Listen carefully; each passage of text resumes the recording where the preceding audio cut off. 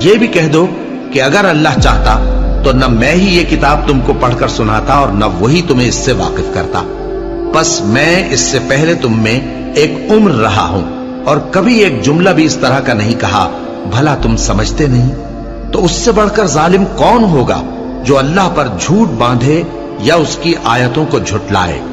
بے شک گنہگار فلاح نہیں پائیں گے۔ اور یہ لوگ اللہ کے سوا ایسی چیزوں کی پرستش کرتے ہیں جو نہ ان کا کچھ بگاڑ ہی سکتی ہیں اور نہ کچھ بھلا ہی کر سکتی ہیں، اور کہتے ہیں کہ یہ اللہ کے پاس ہماری سفارش کرنے والے ہیں۔ کہہ دو کیا تم اللہ کو ایسی چیز بتاتے ہو جس کا وجود اسے نہ آسمانوں میں معلوم ہوتا ہے اور نہ زمین میں؟ وہ پاک ہے اور اس کی شان ان کے شرک کرنے سے بہت بلند ہے۔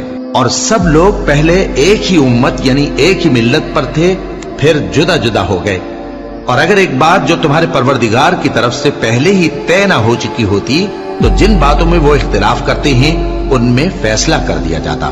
اور کہتے ہیں کہ اس پر اس کے پروردگار کی طرف سے کوئی نشانی کیوں نازل نہیں ہوئی؟ کہہ دو کہ غیب کا علم تو اللہ ہی کو ہے، سو تم انتظار کرو، میں بھی تمہارے ساتھ انتظار کرتا ہوں۔ اور جب ہم لوگوں کو تکلیف پہنچنے کے بعد اپنی رحمت سے آسائش کا مزہ چکھاتے ہیں تو وہ ہماری آیتوں میں ہیلے کرنے لگتے ہیں۔